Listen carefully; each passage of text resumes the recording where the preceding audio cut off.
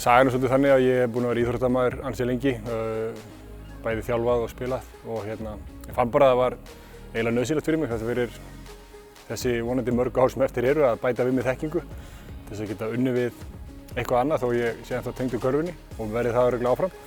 Það fannst mér það bara að vera mikilvægt.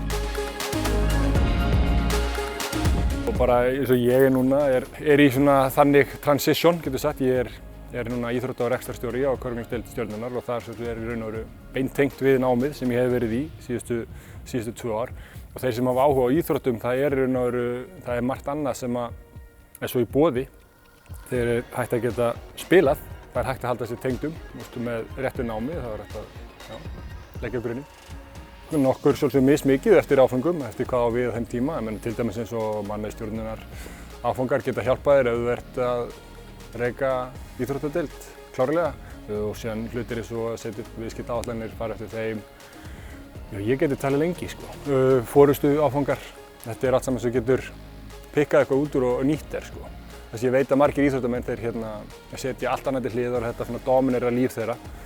Á meðan þeir eru, en það er engin eilífur í þessu, þannig að það er bara lífsnauðsynlegt að huga ykkur öðru og að finna sér nám við hæfi það er mjög mikilvægt. Það sem ég ráðleggja þeim, bæði þeim sem komast í gegnum það og líka þeim sem komast ekki í gegnum nálarauðað, er bara einfaldlega að reyna að nýta, ég held að flestir bara hafi nægan tíma. Þegar þeir skera í burtu það sem skiptir minna máli. Þetta er nauðsynlegt að leika sér og allt það og gera hitt og þetta, en að gefa sér tíma fyrir að leggja grunninn að framtíðinni.